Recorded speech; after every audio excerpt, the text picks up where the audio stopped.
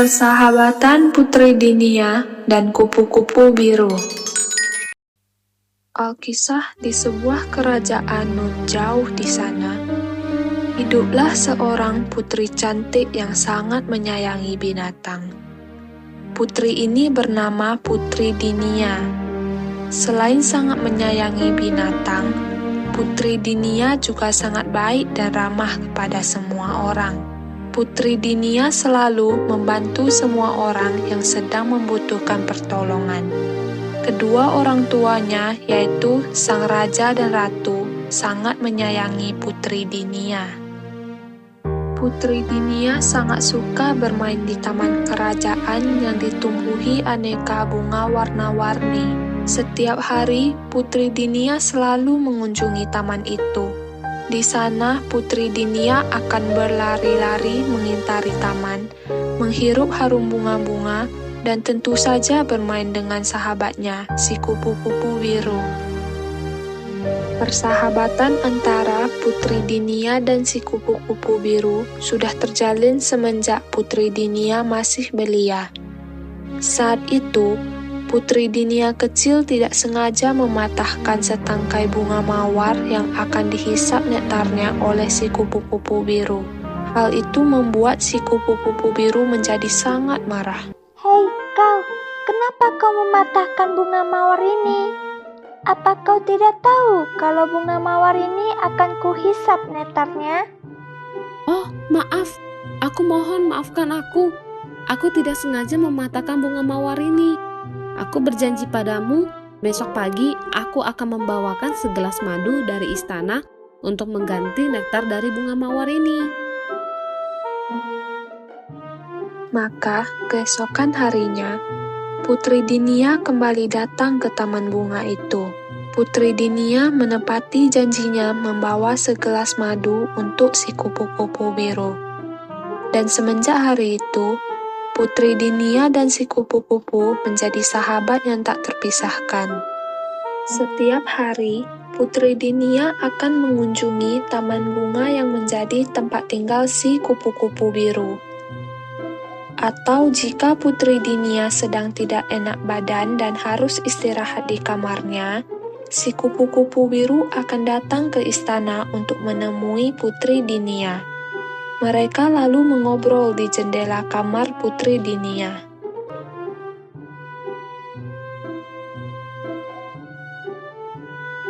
Pada suatu siang yang terik, ayah Putri Dinia mendatangi taman bunga yang menjadi tempat tinggal si kupu-kupu biru. Sang raja datang bersama para pengawalnya untuk melihat-lihat taman bunga itu. Sang raja memiliki keinginan menggusur taman bunga itu untuk dijadikan peternakan. Sejujurnya taman ini sangat indah. Ada banyak bunga berwarna-warni yang tumbuh di taman ini. Tapi aku harus tetap menggusur taman ini dan menjadikannya peternakan. Sang raja menyapukan pandangannya ke seluruh taman yang ditumbuhi aneka bunga warna-warni. Sang raja tidak mengetahui kalau ucapannya barusan terdengar oleh salah satu binatang yang menghuni di taman bunga itu, yaitu si kupu-kupu biru. Si kupu-kupu biru pun langsung merasa panik. Wah, bagaimana ini? Sang raja mengatakan kalau taman ini akan digusur untuk membangun peternakan. Lalu, bagaimana nasibku dan binatang-binatang lainnya? Si kupu-kupu merenung sejenak. Dia memikirkan cara untuk menghalangi sang raja yang ingin menggusur taman bunga tempat tinggalnya. Akhirnya, dia pun menemukan sebuah ide. Aha, aku punya ide. Aku akan mendatangi Putri Dinia dan meminta tolong padanya untuk membujuk sang raja. Ya, aku harus pergi ke istana sekarang juga. Si kupu-kupu biru langsung terbang menuju istana. Tak lama kemudian, si kupu-kupu biru sudah sampai di depan jendela kamar Putri Dinia. Seperti biasa, dia akan mengetuk kaca jendela itu sebanyak 3 kali. Tak lama kemudian, Putri Dinia pun membuka jendela kamarnya. Dia keheranan melihat sahabatnya si kupu-kupu biru sudah berada di luar jendela. Hai kupu-kupu biru, ada apa? Kenapa kau datang menemuiku di siang hari yang terik begini? Aku ingin meminta tolong padamu, Putri. Meminta tolong? Mari masuk, kita bicarakan di kamarku saja. Si kupu-kupu biru pun memasuki kamar Putri Dinia yang luas dan megah. Putri Dinia lalu duduk di tempat tidurnya dan kembali melanjutkan obrolannya dengan si kupu-kupu biru. Kau mau meminta tolong untuk apa, wahai kupu-kupu biru? Si kupu-kupu biru pun akhirnya menceritakan tentang obrolan sang raja di taman bunga yang tadi didengarnya. Begini, Putri. Tadi aku tidak sengaja mendengar obrolan sang raja di taman bunga.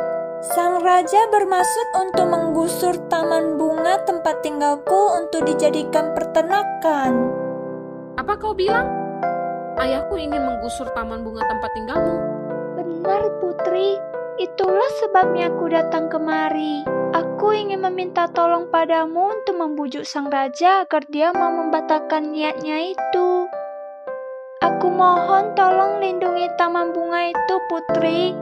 Aku dan binatang yang lain tidak tahu harus pergi kemana jika taman bunga itu benar-benar digusur untuk dijadikan peternakan. Baiklah kupu-kupu, aku akan menolongmu. Aku akan membujuk ayahku agar ia membatalkan niatnya itu. Terima kasih, Putri Dinia. Kau memang seorang putri yang sangat baik. Si kupu-kupu biru akhirnya berpamitan kepada Putri Dinia. Ia kembali pulang ke taman bunga dengan riang.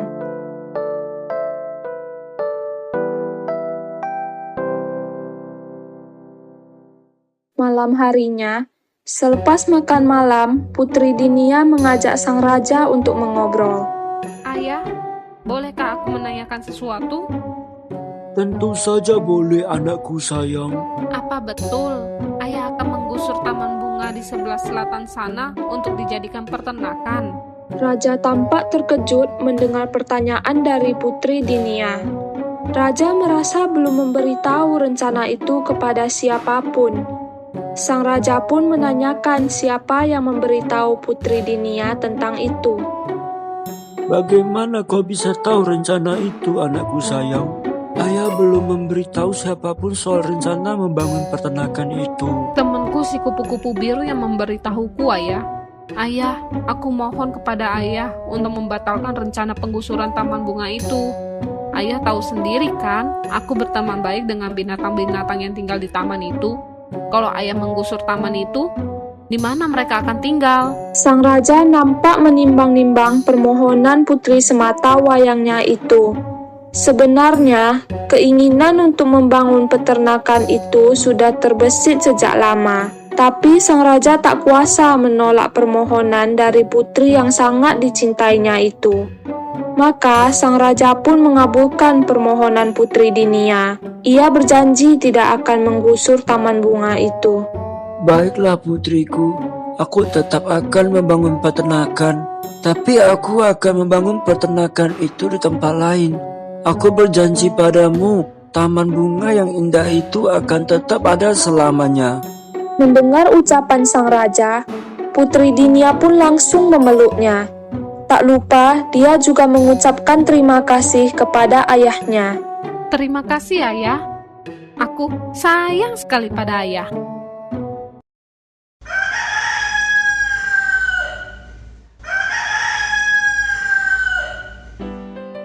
Keesokan paginya, Putri Dinia mendatangi taman bunga yang menjadi tempat tinggal si kupu-kupu biru.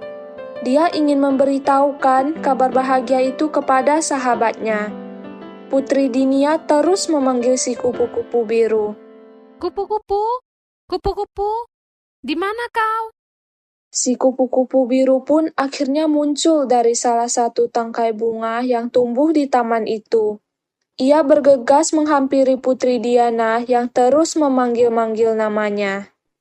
Aku di sini, Putri. Ada apa kau mencariku? Aku sudah berbicara kepada ayahku.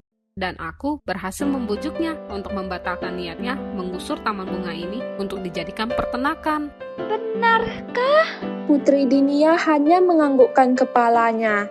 Hal itu membuat si kupu-kupu biru kegirangan. Si kupu-kupu biru mengucapkan terima kasih kepada Putri Dinia.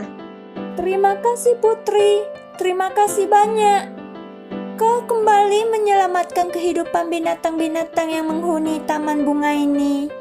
Semenjak kejadian itu, persahabatan Putri Dinia dan si kupu-kupu biru semakin akrab. Mereka selalu saja pergi berdua kemanapun. Sampai akhirnya suatu ketika, sang raja jatuh sakit. Putri Dinia lebih banyak menghabiskan waktunya untuk menemani sang ayah yang hanya bisa terbaring lemah di tempat tidur. Maafkan aku putriku, karena menjagaku terus-menerus, kau jadi tak punya waktu untuk bermain. Kau tidak bisa lagi mengunjungi teman-temanmu di taman bunga yang indah itu. Tidak apa-apa, Ayah. Aku senang bisa merawat Ayah. Kau memang anak yang sangat baik. Pantas saja semua orang suka berteman denganmu. Semakin hari, kondisi kesehatan sang raja semakin memburuk. Para tabib hebat sudah diundang ke istana, tapi tak ada satupun dari mereka yang mampu mengobati sang raja. Hal itu membuat Putri Dinia semakin merasa sedih. Pada suatu malam yang dingin, Putri Dinia bermimpi dalam tidurnya. Dalam mimpi itu, Putri Dinia bertemu dengan seorang misterius. Orang itu memberitahu Putri Dinia kalau penyakit yang diderita oleh sang raja hanya bisa diobati menggunakan ramuan mawar biru.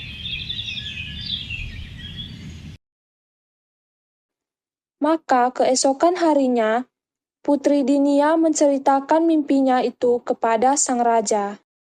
Ayah, semalam aku bermimpi bertemu dengan seseorang yang sangat misterius.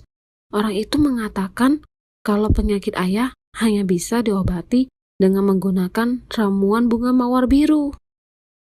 Mendengar cerita dari Putri Dinia, sang raja langsung memanggil seluruh prajurit kerajaan. Sang raja lalu memberikan perintah kepada para prajurit itu untuk mencari bunga mawar biru. Aku perintahkan kalian semua untuk mencari bunga mawar biru. Aku tidak peduli dimanapun tempatnya. Kalian harus menemukan bunga mawar biru itu dan segera membawanya kemari.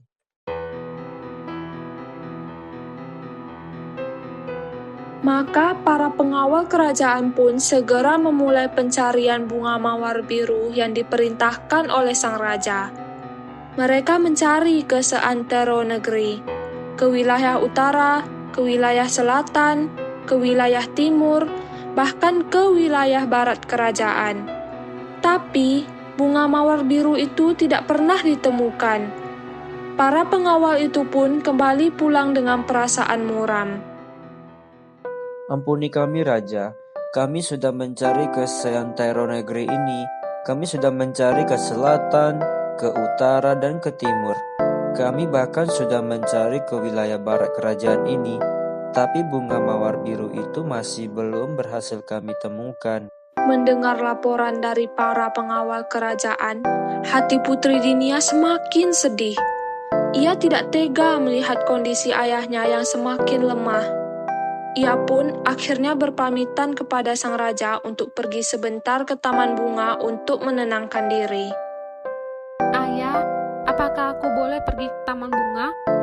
Aku berjanji hanya sebentar saja. Tentu saja kau boleh pergi, putriku. Pergilah. Putri Dinia pun pergi ke taman bunga. Dia sengaja tak memanggil sahabatnya si kupu-kupu biru karena dia hanya ingin menyendiri dan menenangkan diri.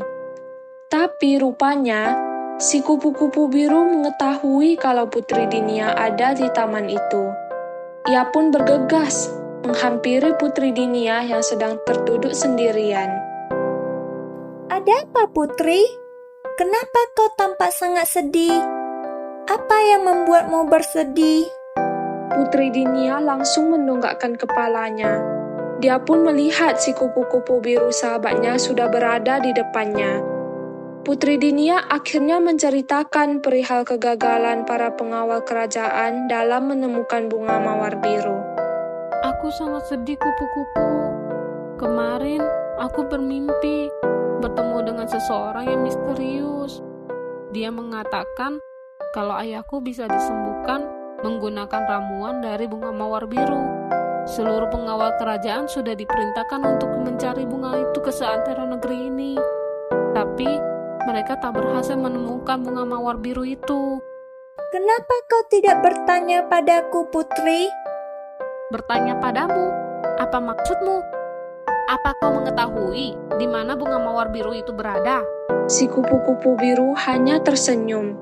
Ternyata dia mengetahui di mana bunga mawar biru yang sedang dicari oleh Putri Dinia itu berada. Si kupu-kupu biru pun akhirnya memberitahu tempat bunga mawar biru itu tumbuh. Tentu saja aku mengetahuinya, Putri.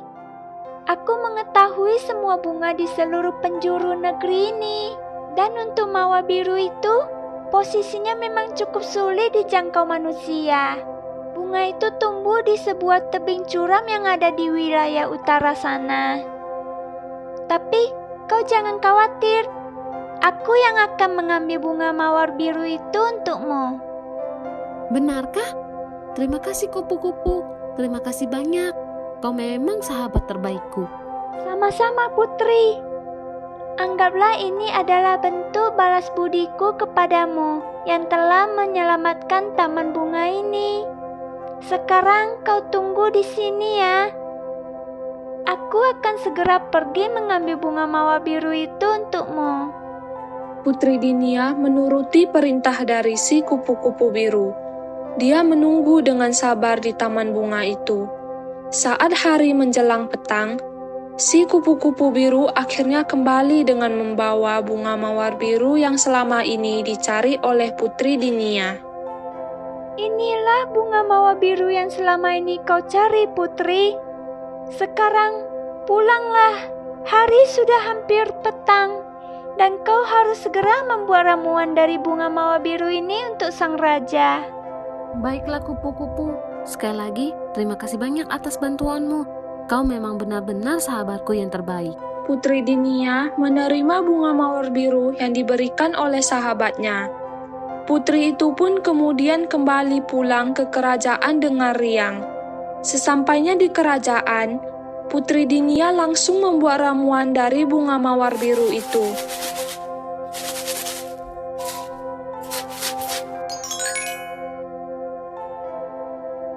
Dan setelah ramuannya siap, Putri Dinia mendatangi kamar ayahnya untuk memberikan ramuan itu kepada sang raja. Ini ayah, minumlah ramuan bunga mawar biru ini. Bagaimana bisa kau menemukan bunga mawar biru ini, putriku? Seluruh pengawal kerajaan telah kukerahkan untuk mencari bunga ini ke seantero negeri. Tapi mereka tak berhasil menemukan bunga ini. Sahabatku si kupu-kupu biru yang memberikannya kepadaku, ayah. Sekarang, minumlah ramuan ini agar ayah bisa kembali sehat seperti sedia kala. Sang raja pun meminum ramuan bunga mawar biru yang diberikan oleh Putri Dinia. Dan benar saja, sang raja langsung merasa sehat seperti sedia kala setelah meminum ramuan bunga mawar itu. Keesokan paginya, sang raja yang sudah sehat mengunjungi taman bunga tempat tinggal si kupu-kupu biru bersama Putri Dinia. Sang raja ingin mengucapkan terima kasih kepada si kupu-kupu biru. Terima kasih kupu-kupu biru. Kau sangat berjasa dalam proses penyembuhan penyakitku. Jika saja kau tidak memberikan bunga mawar biru itu kepada putriku, aku pasti masih terbaring lemah di tempat tidurku sekarang. Sama-sama, Raja. Aku hanya membalas kebaikan dari putrimu, Putri Dinia. Dia juga telah sangat baik kepada binatang-binatang yang ada di taman bunga ini. Semenjak hari itu, persahabatan Putri Dinia dan si kupu-kupu biru pun terjalin semakin erat.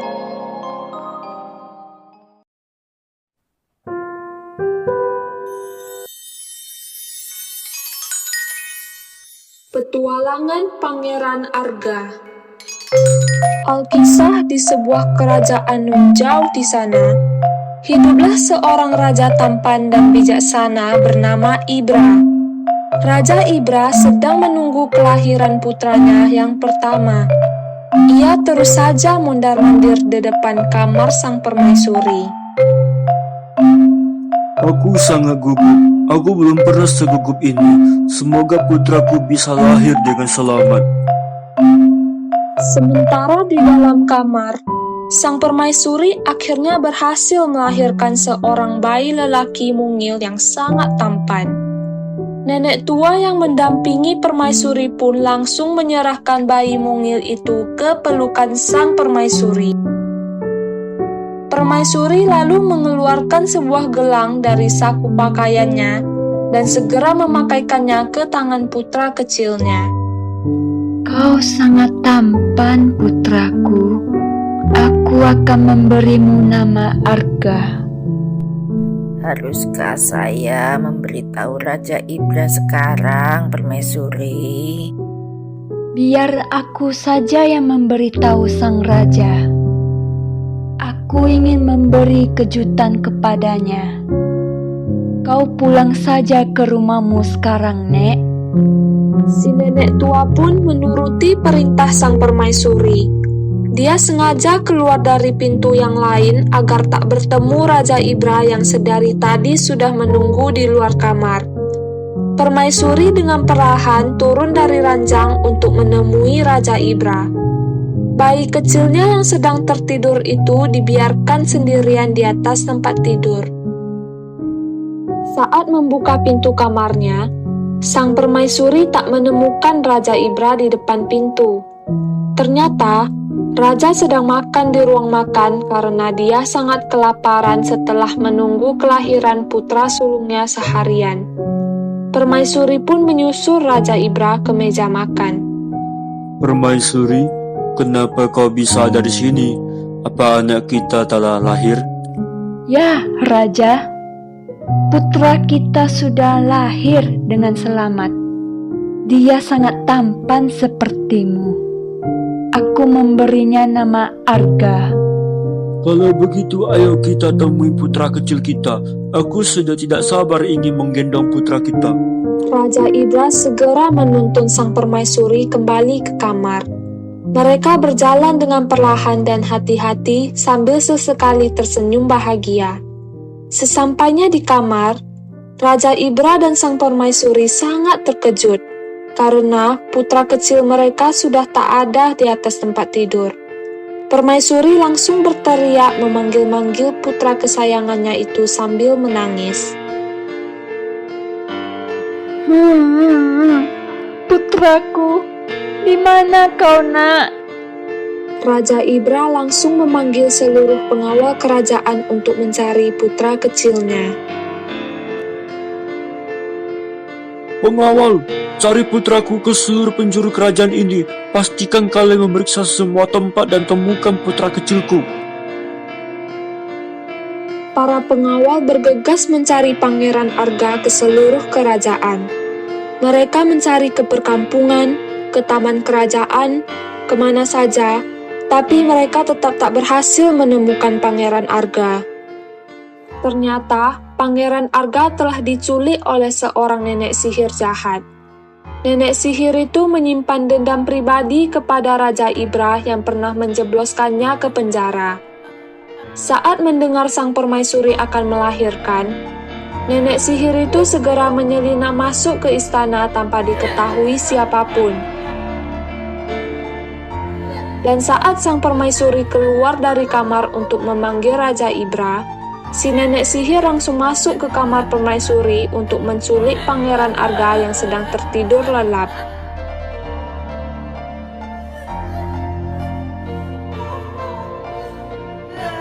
Tak lama setelah itu, si nenek sihir yang membawa Pangeran Arga ke tepi sebuah hutan. Di sana, dia bermaksud untuk menghabisi nyawa bayi mungil itu. Aku akan membalaskan dendamku melalui kau, bayi kecil. Pangeran Arga yang terbangun karena kaget langsung menangis dengan kencang.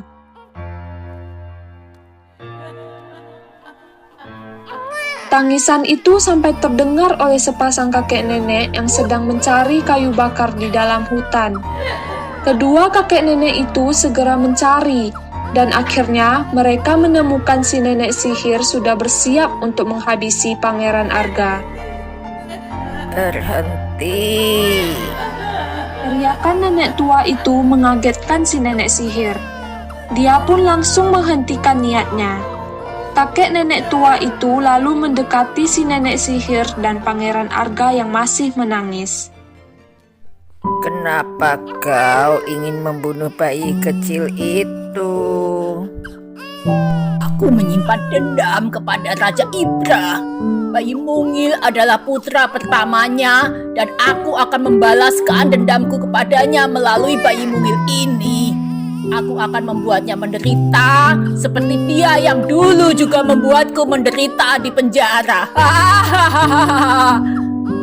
Kau sudah cukup membuat raja dan permaisuri menderita dengan menculik putra kesayangannya ini. Tolong biarkan bayi kecil ini tetap hidup. Dia tidak membuat kesalahan apapun. Si nenek sihir terdiam sejenak. Dia menimbang-nimbang ucapan si kakek tua. Si nenek sihir kemudian berkata, Kau betul. Bayi kecil ini memang tidak bersalah.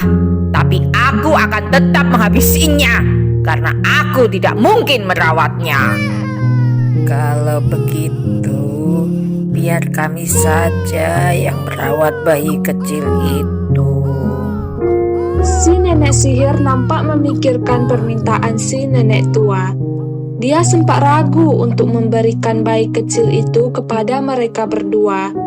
Tapi akhirnya, Pangeran Arga diserahkan juga kepada kakek dan nenek tua itu.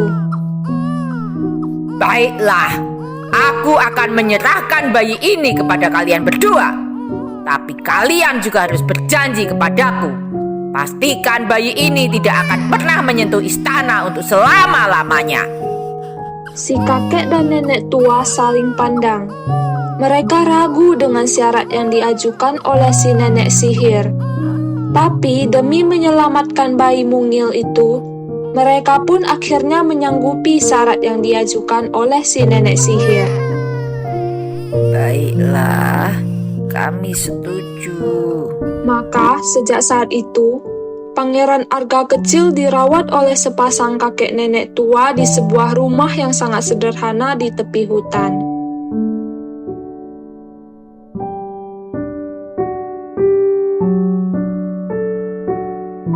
Pangeran Arga pun tumbuh menjadi seorang pemuda yang tampan dan baik hati. Walaupun diasuh oleh sepasang kakek nenek yang sangat miskin, Pangeran Arga sangat suka memberi kepada sesama. Seperti hari itu, Pangeran Arga yang sedang berjalan-jalan di tepi hutan sendirian bertemu dengan seorang kakek tua yang nampak sangat lemah. Kakek tua itu bersandar di bawah sebuah pohon. Tanpa ragu, Pangeran Arga pun menghampirinya. Wahai kakek tua, apa kau baik-baik saja? Oh, anak muda, aku sangat kelaparan. Aku belum makan apapun sejak kemarin. Aku bahkan sudah tidak kuat lagi melanjutkan perjalananku. Mendengar itu, Pangeran Arga langsung memberi si kakek tua 2 buah apel dari kantong yang dia bawa. Padahal, apel itu juga adalah makanan terakhir yang dia miliki. Tapi, Pangeran Arga tetap memberikannya kepada kakek tua itu. Ambillah 2 apel ini, kakek. Semoga buah apel ini cukup memberikanmu tenaga untuk melanjutkan perjalanan. Terima kasih anak muda, terima kasih banyak.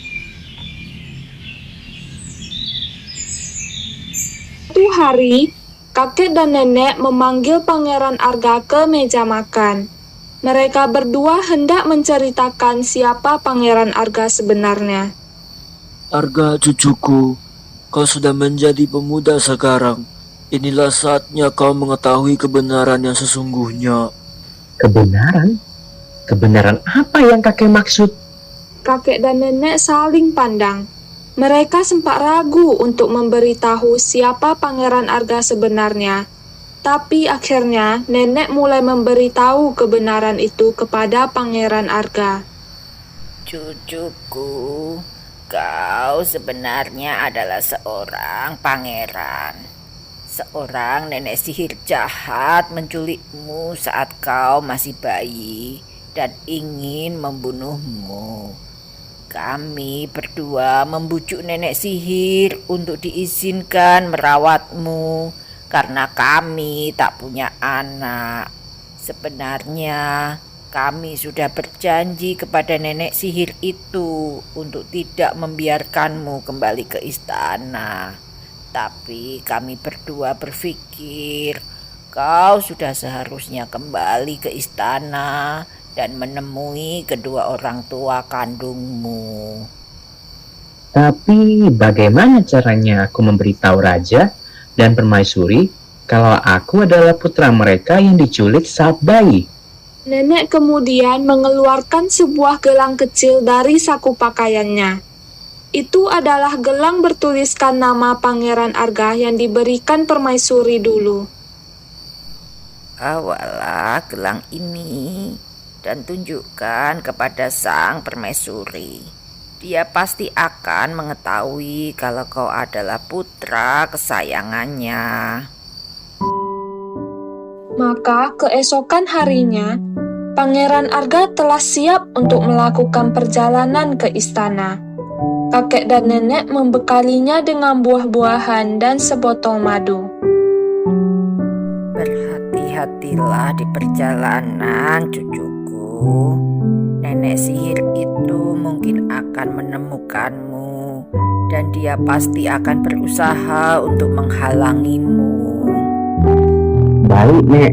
Terima kasih sudah merawatku semenjak aku bayi sampai aku sebesar ini.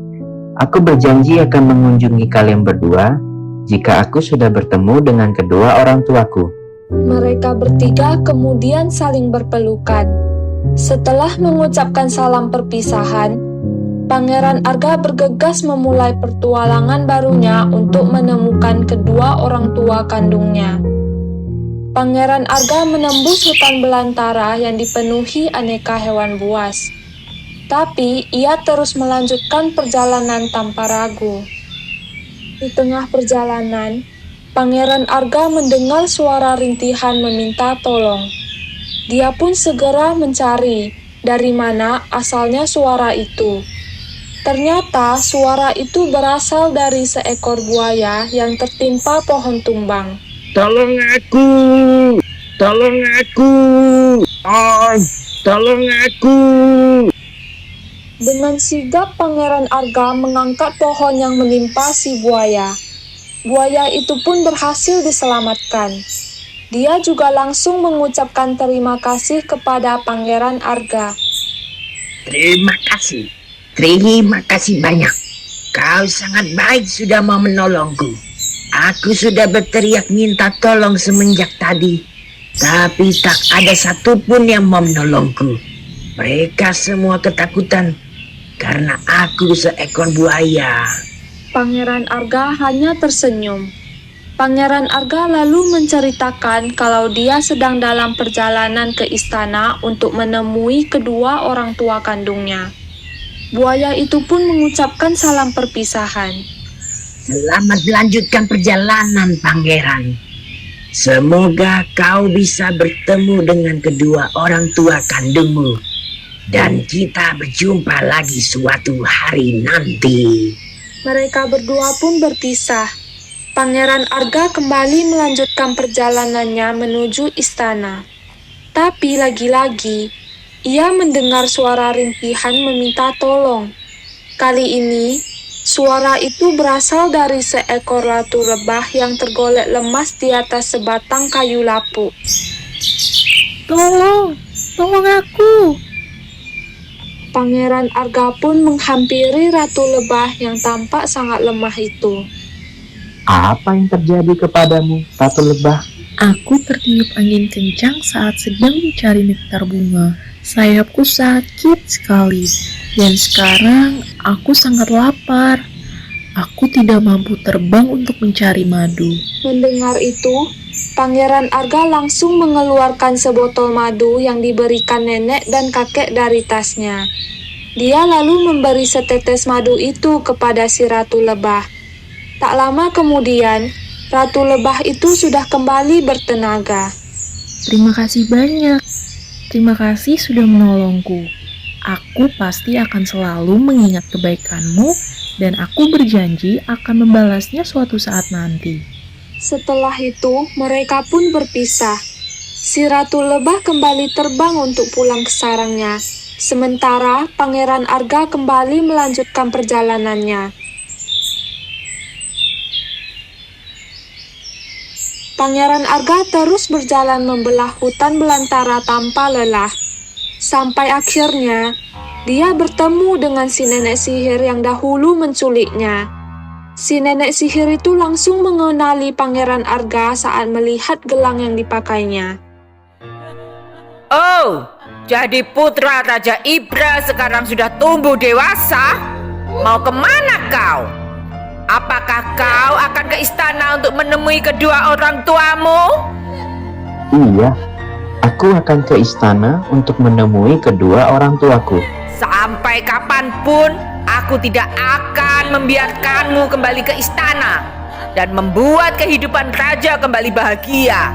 Aku akan mengutukmu menjadi seekor katak agar kau tak bisa menemui kedua orang tuamu. Pangeran Arga langsung ketakutan mendengar ancaman si nenek sihir. Dia pun berteriak meminta tolong. Tolong, siapapun, tolong aku. Suara teriakan Pangeran Arga itu terdengar oleh si Ratu Lebah yang sedang mencari bunga bersama prajurit lebah yang lain. Si Ratu Lebah pun bergegas menghampiri Pangeran Arga. Ada apa, Pangeran? Kenapa kau meminta tolong? Nenek sihir itu ingin mengutukku menjadi seekor katak.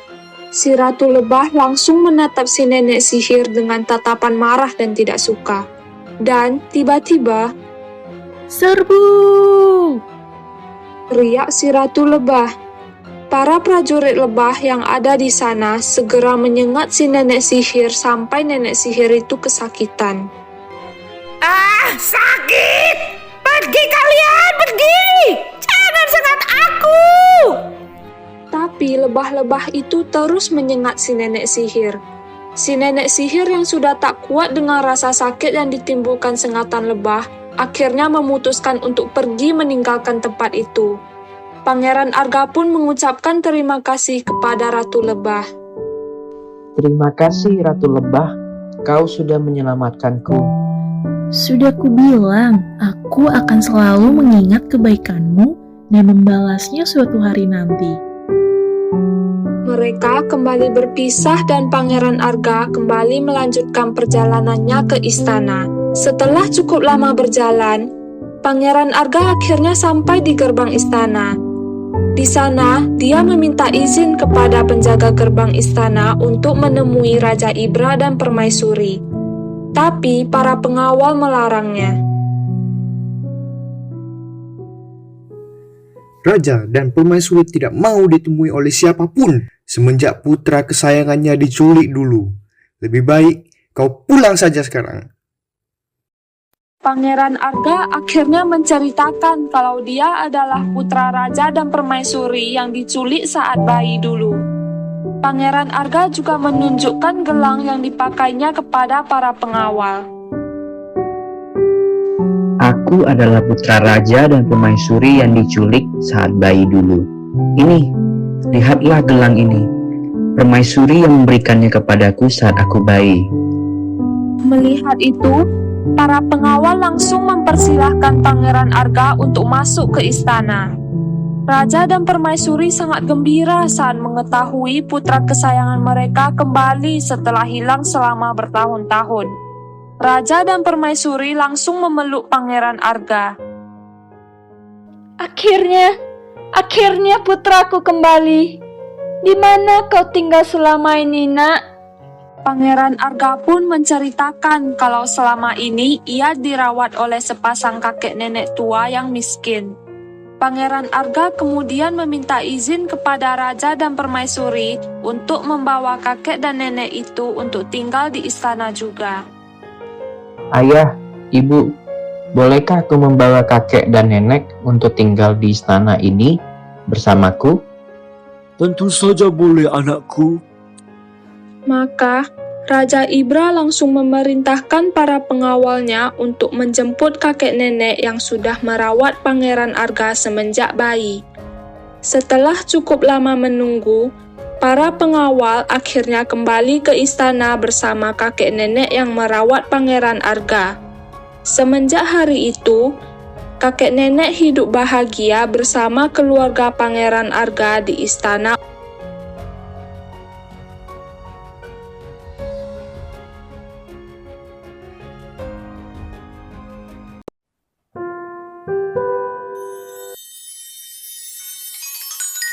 Kisah Putri Penyendiri dan Lebah Baik Hati. Di sebuah kerajaan nun jauh di sana, hiduplah seorang putri cantik dan baik hati bernama Karini. Kedua orang tuanya, yaitu raja dan permaisuri, sangat menyayanginya. Putri Karini dikenal sebagai putri yang sangat ramah dan suka membantu orang lain. Hal itu membuat Putri Karini tidak hanya disayangi oleh sang raja dan permaisuri, tapi juga oleh seluruh rakyat kerajaan.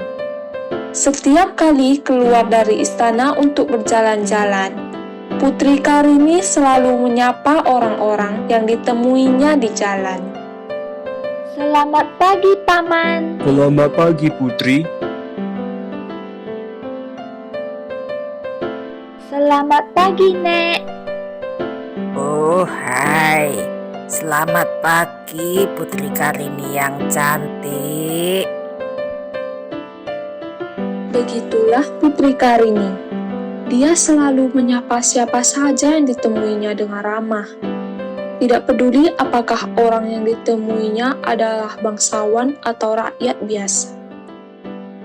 Tapi kemudian, sifat Putri Karini tiba-tiba berubah sejak ibundanya meninggal dunia. Sejak sang permaisuri meninggal, Putri Karini berubah menjadi seorang putri yang pemurung dan tidak bersemangat. Putri Karini juga menjadi jarang berjalan-jalan keluar istana dan tak pernah menyapa para penduduk kerajaan lagi. Hal itu membuat para penduduk juga menjadi enggan untuk menyapa sang putri.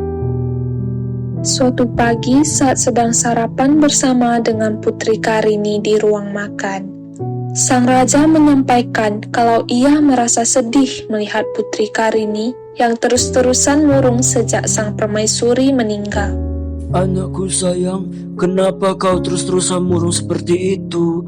Ayah rindu putri ayah yang selalu ceria dan selalu menyapa semua orang yang kau jumpai.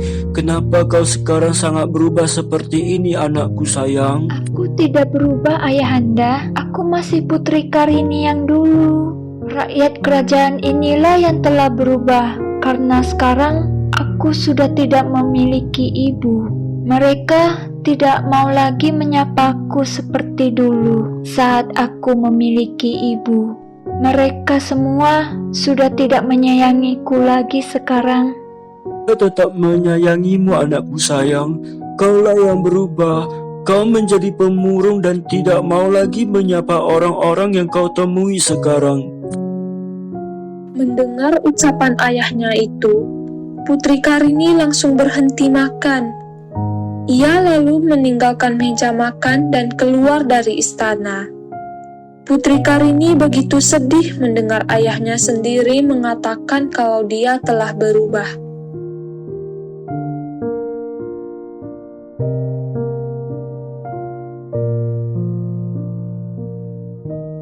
Putri Karini terus berjalan meninggalkan istana dan tak lama kemudian, ia sampai di tepi sebuah danau yang lokasinya tak terlalu jauh dari istana.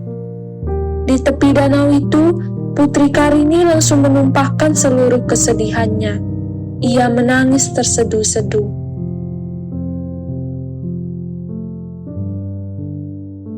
Ayahanda juga sudah tidak menyayangiku lagi seperti semua penduduk di kerajaan ini.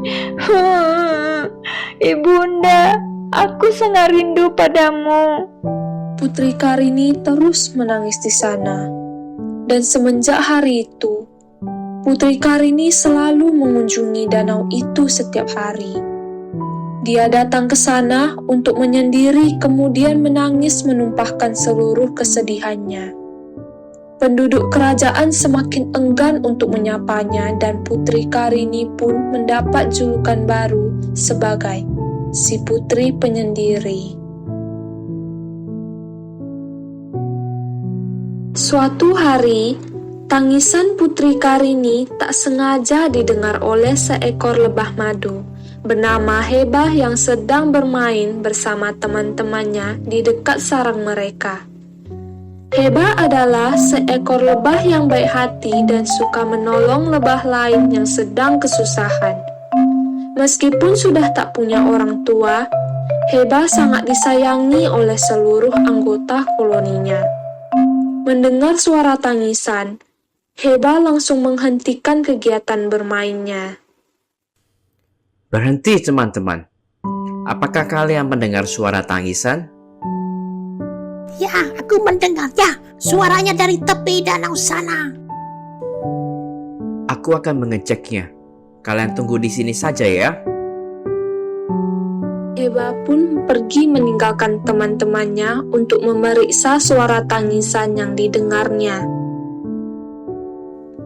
Sesampainya di tepi danau, Hebah melihat seorang putri cantik sedang menangis sendirian. Hebah sempat ragu untuk mendekati putri yang sedang menangis sendirian itu.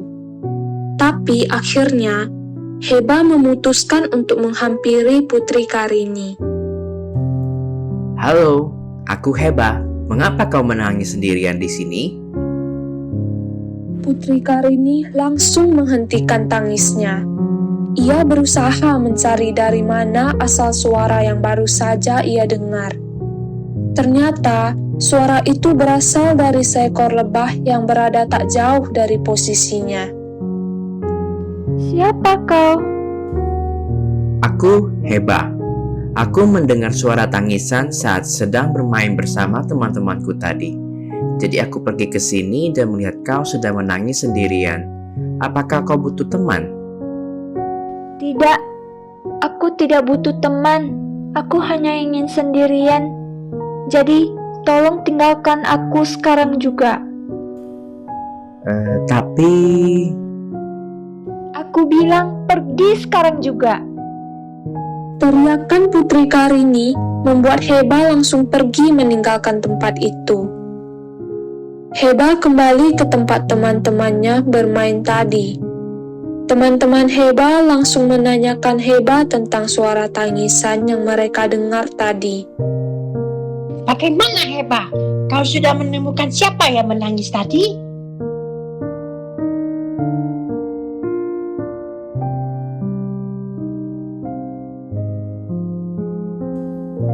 Iya, aku sudah menemukannya. Suara tangisan itu berasal dari Putri Karini, putri kerajaan ini. Kenapa dia menangis sangat sedih seperti itu? Aku tidak tahu. Dia mengusirku saat aku mendekat.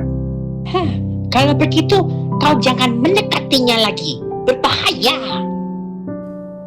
Tidak, aku akan terus mencoba mendekatinya apapun yang terjadi. Aku sangat yakin dia membutuhkan seorang teman. Maka keesokan harinya, Hebah kembali menghampiri Putri Karini yang sedang menangis sendirian di tepi danau. Dan seperti hari sebelumnya, Putri Karini kembali mengusir Hebah dan menyuruhnya untuk tidak mendekatinya lagi. Tapi Hebah tak pernah putus asa. Dia terus menemani Putri Karini setiap hari di tepi danau itu. Suatu hari, Putri Karini merasa sangat marah karena Heba terus-menerus mendatanginya yang sedang menangis sendirian di tepi danau. Harus berapa kali kukatakan padamu, aku ingin sendirian saja. Aku tidak mau ditemani oleh siapapun. Aku tahu apa yang kau rasakan. Kau pasti sangat sedih. Aku di sini untuk menemanimu. Kau tidak boleh terus-terusan merasa sedih. Tidak, kau tidak akan tahu bagaimana perasaanku. Aku sangat tahu. Kedua orang tuaku juga telah meninggal sejak aku masih kecil. Jadi aku tahu apa yang kau rasakan. Mendengar ucapan Heba, Putri Karini langsung berhenti menangis. Ia memikirkan ucapan Heba yang tadi. Putri Karini terus diam sampai hari menjelang sore. Putri cantik itu juga tidak lagi mengusir Heba untuk pergi meninggalkannya sendirian. Ia membiarkan Heba terus menemaninya sampai hari hampir sore. Hari sudah hampir sore. Aku akan pulang ke sarangku. Kau juga harus pulang ke istana, Putri. Sang raja pasti mencarimu. Putri Karini tidak mengucapkan sepatah kata pun. Dia tetap diam saja saat Heba bersiap pergi meninggalkan tepi danau untuk pulang ke sarangnya yang berada di salah satu pohon yang terletak tak jauh dari tepi danau. Tapi ternyata, diam-diam Putri Karini mengikuti Heba pulang ke sarangnya. Ia penasaran dengan kehidupan lebah madu itu. Sesampainya di sarang Heba, Putri Karini yang mengintip dari balik sebuah pohon di dekat sarang Heba melihat Heba disambut begitu hangat oleh seluruh koloni lebah. Akhirnya kau pulang juga ke sarang ini, Heba. Kau dari mana saja? Aku sedang menemani Putri Karini yang sedang menangis sendirian di tepi danau tadi, Paman. Kau memang sangat baik kepada semua orang, Heba. Ini, minumlah dulu. Setelah itu kau boleh istirahat. Kau pasti kelelahan setelah menemani putri itu seharian. Heba langsung menerima minuman yang diberikan oleh bibinya. Tak lupa, Heba juga mengucapkan terima kasih kepada bibinya itu. Terima kasih, Bibi. Putri Karini terus memperhatikan Heba dari balik sebuah pohon yang tumbuh tak jauh dari sarang Heba. Melihat koloni lebah yang lain sangat menyayangi Heba, ia pun menjadi penasaran. Kenapa semua lebah sangat menyayangi lebah kecil itu? Aku juga ingin disayangi seperti itu. Aku harus bertanya pada lebah kecil itu, bagaimana caranya agar bisa disayangi oleh semua orang seperti itu. Besok, dia pasti akan menemuiku lagi di tepi danau seperti tadi. Aku akan menanyakannya pada lebah kecil itu di sana. Putri Karini langsung pergi dari sana dan segera pulang ke istana. Saat dia berada di kamarnya menjelang tidur, Putri Karini terus memikirkan Heba yang disambut begitu hangat oleh seluruh lebah di koloninya. Dia juga memikirkan ucapan Heba tadi siang yang mengatakan kalau dia tak boleh terus-terusan bersedih. Lebah kecil itu benar. Aku tak boleh terus-terusan bersedih dan menyendiri seperti ini. Tapi sekarang ini sudah tidak ada yang menyayangiku seperti dulu.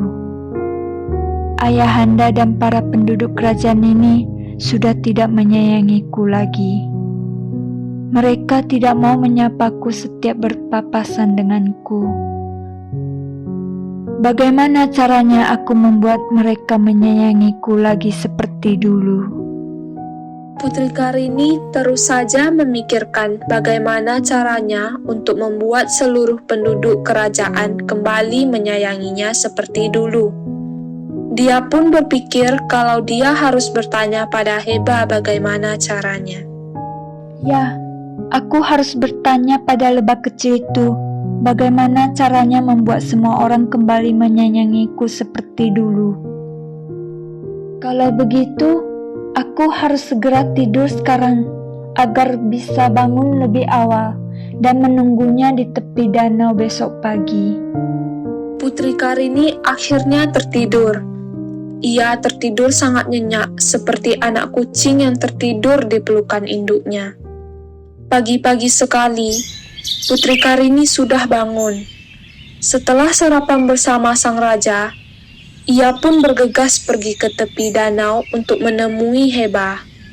Sesampainya di danau, dia melihat Heba belum datang. Maka, ia pun memutuskan untuk menjemput Heba ke sarangnya. Lebah kecil itu belum kesini. Kalau begitu, aku akan menjemputnya ke sarangnya saja. Putri Karini bersiap untuk menjemput Heba ke sarangnya. Tapi tiba-tiba, Heba sudah berada di belakangnya. Kau mau kemana, Putri? Tadinya aku hendak pergi ke sarangmu, tapi ternyata kau sudah ada di sini. Ke sarangku? Kau mau apa ke sarangku? Apa kau mencariku? Ya, aku mencarimu. Putri Karini lalu kembali duduk di tepi danau itu. Heba juga akhirnya hinggap di sebuah batang kayu yang berada di dekat Putri Karini. Kenapa kau mencariku, Putri? Dan kenapa kau sudah tidak menangis lagi hari ini? Pertanyaan Heba membuat Putri Karini jadi kikuk. Ia bingung harus menjawab apa karena dia sendiri tidak tahu kenapa ia tak menangis lagi hari itu. Aku punya sebuah pertanyaan untukmu. Pertanyaan? Pertanyaan apa? Kenapa kau sangat disayangi oleh seluruh lebah di kolonimu? Bagaimana bisa kau tahu aku sangat disayangi oleh seluruh lebah di koloniku? Putri Karini nampak terdiam sejenak. Ia ragu-ragu untuk mengatakan kepada Heba kalau dia mengikuti lebah kecil itu ke sarangnya kemarin sore. Tapi akhirnya Putri Karini mengatakan yang sejujurnya kepada Heba. Aku diam-diam mengikutimu pulang ke sarang kemarin sore, dan di sana aku melihat kau disambut dengan sangat hangat oleh seluruh lebah di kolonimu. Kau mengikutiku pulang ke sarangku? Putri Karini hanya menganggukkan kepala. Heba pun tersenyum. Heba lalu menceritakan kenapa ia bisa begitu disayangi oleh seluruh lebah di koloninya. Mereka semua menyayangiku karena aku suka membantu mereka. Aku juga selalu menyapa setiap lebah yang kutemui. Kenapa kau menanyakan hal itu, Putri? Tidak, aku hanya penasaran saja.